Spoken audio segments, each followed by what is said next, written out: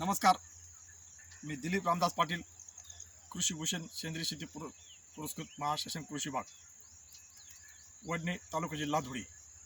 सेंद्रिय प्रशिक्षण केंद्र वडणे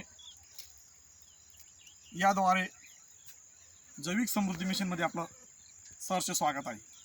आपण नियमित निसर्गाच्या ज्या शाश्वत बाबी आहेत, पीक उत्पादन वाढण्यासाठी, मित्रकिडी संवर्धनासाठी आणि जैविक पद्धतीने नियंत्रण होण्यासाठी, सेंद्रिय कर्ब सुधारण्यासाठी, त्यात ही जी गिरीपुष्पाची भिंत करण्यात आली, हिचा सर्वात महत्त्वाचा उद्देश नत्राचा नैसर्गिक नत्राचा कारखाना बांधावरच असतो. जिरुडीचे खत म्हणून आपण एरवी 8 महिने वापरतो.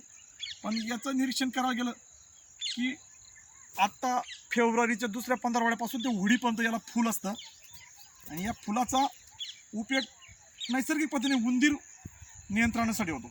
या फुलांचा वास उंदरांना सहन होत नाही आणि नैसर्गिक चक्र असं आहे की बरोबर गव्हाच्या मध्ये या महिन्यात उंदरावून असतं, गहू काढण्याच्या अवस्थेत असताना, आणि तेव्हा नेमकं बांधावर जे फुल राहिलं त्यांनी उंदरांना जर टाकलं अशा पद्धतीने बिळाजवळ, ते बारीक उंदीर मरून जातात छोटे आणि मोठे शेताच्या बाहेर पडतात.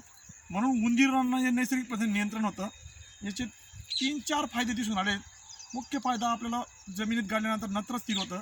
दुसरा फायदा आपल्याला फेब्रुवारी महिन्याच्या होळीच्या आसपास उंदीर असतात, उंदरावर ते नियंत्रण होतं. तिसरा फायदा, आत्ता जो उन्हाळ्याची चाहूल लागली ती मधमाशा पाण्याचं किंवा केमिकल वापरतात म्हणून दूर गेल्यात उन्हाच्या याच्यामुळे परागीभवन होत नाही आणि याला असंख्य मधमाशा दिसत आहेत. म्हणजे आपल्याला या सभोवतालच्या परिसरात परागीभवनासाठी मधमाशांना पण आकर्षण होतं. आणि पावसाळ्यात सुरुवातीला हिरवळ झाली का तेव्हा जमिनीत आपण छाटणी करून दाबू शकतो. तेव्हाच लुसलुसीत असल्यामुळे मावा पण येतो आणि मित्रकिडी पण दिसतात. म्हणून अनेक फायदे आहेत. आजचा जो संदेश आहे की अख्ख्या राज्यात देशात जिथे गिरीपुष्प दिसत असेल तिथे फुलं आले तर ते जर आपण आपल्या शेतात बिळाजवळ फेकले तर उंदीर नियंत्रण होईल. एवढा संदेश आपण प्रयोग करून बघा. धन्यवाद.